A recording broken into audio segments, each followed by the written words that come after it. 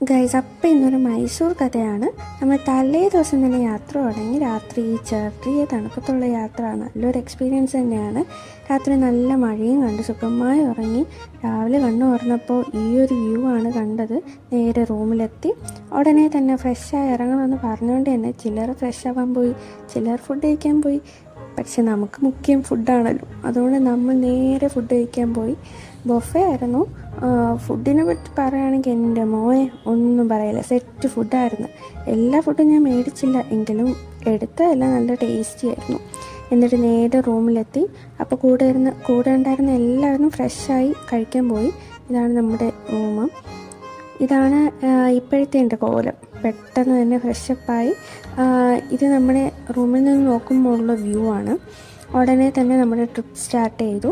First തന്നെ നമ്മൾ പോയത് മൈസൂർ പാലസിലാണ്. നല്ല തിരക്കുണ്ടായിരുന്നു, എങ്കിലും അകത്തെ നല്ല വ്യൂ ഒക്കെ കണ്ടിറങ്ങി. നേരെ സെൻറ്റ് ഫിലോമിനാസ് കത്തീഡ്രൽ ചർച്ചിലാണ് പോയത്. അവിടെ അടുത്ത് തന്നെ പെട്ടെന്ന് ഫുഡൊക്കെ കഴിച്ചു. അതിൻ്റെ വീഡിയോസൊന്നും എടുക്കാൻ പറ്റിയില്ല. നേരെ നമ്മൾ കാർ മ്യൂസിയം പോയി. ഇതാണ് അവിടുത്തെ ഒരു വ്യൂ. പെട്ടെന്ന് തന്നെ അകത്ത് കയറി. അവിടെ പണ്ടത്തെ കാളവണ്ടി തൊട്ട് ഇപ്പോൾ ഉള്ള കാറ് വരെയുള്ള എല്ലാ കാറും ഉണ്ട്. കാറ് മാത്രമല്ല, ബൈക്കും ഉണ്ട്.